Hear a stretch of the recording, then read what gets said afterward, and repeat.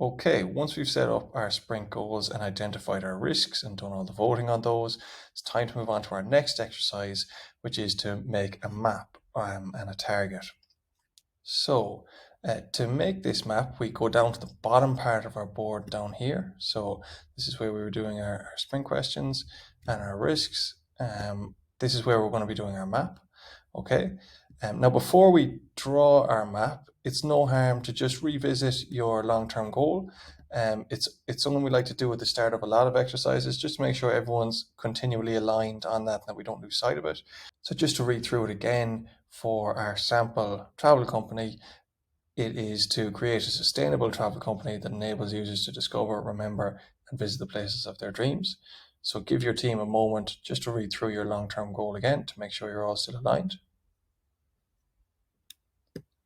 Once you have done that, we move down here to our map and target. Now we have an hour set aside in the schedule for this. In truth, it can often take less. Sometimes it's 45 minutes, sometimes it's only 15 minutes or 20 minutes. It depends on how much preparation you've done before sprint. It depends whether or not you have a clearly defined solution in mind already and some of that preparation work done, or whether you're very much starting from scratch. So again, we'll set the timer for an hour maximum, but as I said, this can take a little bit less time so that we can save time for some other exercises. This is the only part of the day where we're going to delve into solutionizing at all. And we're really not looking for something overly detailed here. It's just something basic that we can kind of say, these are our basic steps in this solution.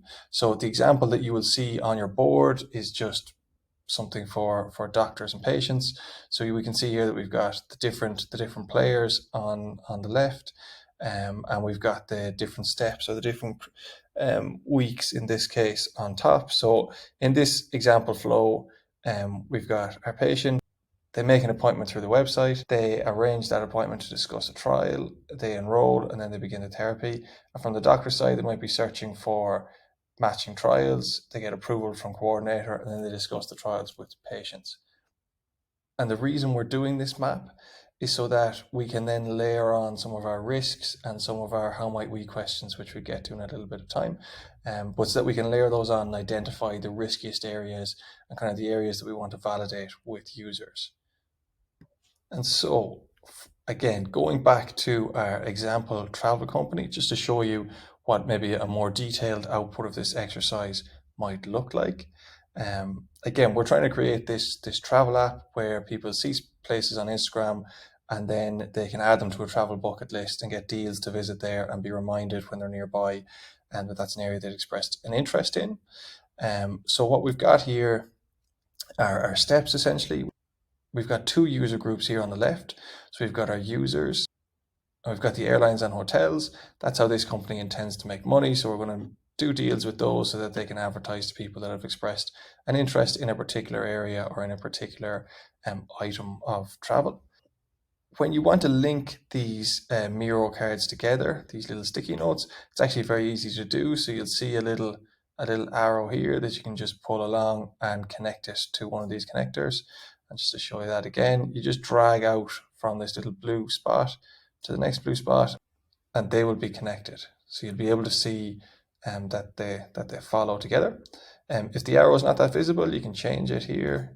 You can change the styling, you can change the size, and you can change the color so that it's nice and clear.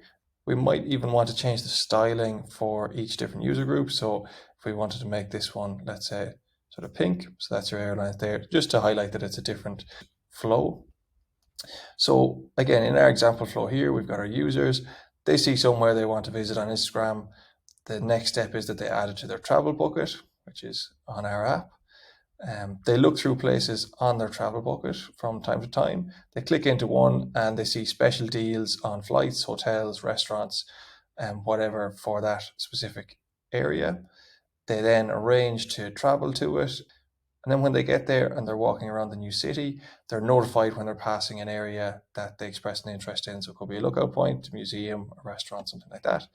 And for the airlines and the hotels, they partner with Travel Bucket to provide those discounts. And then once somebody has signed up and is using it and is adding places to their bucket list, Once they click into those places, our airline partners and hotel partners and restaurant partners are providing targeted deals for that person. And so that influences them then to travel. So that's how this company is going to make money. They take a small cut off this partnership agreement with the airlines and hotels. So you get a referral fee essentially. So that is our example with Travel Bucket. So again, it's fairly straightforward, simple steps, very high level stuff. It should take 20 minutes to half an hour, depending on how much work you have done previously. So whenever your team is ready, set that timer again. So whoever's timekeeping, and set it maybe to 30 minutes to start off with, and start compiling your map.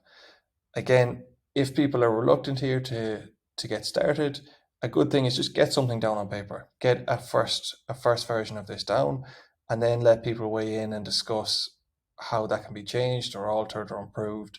And you can make changes as you go. But just try to get something down as a starting point and iterate from there. And once you finish that exercise, feel free to move on to the next video.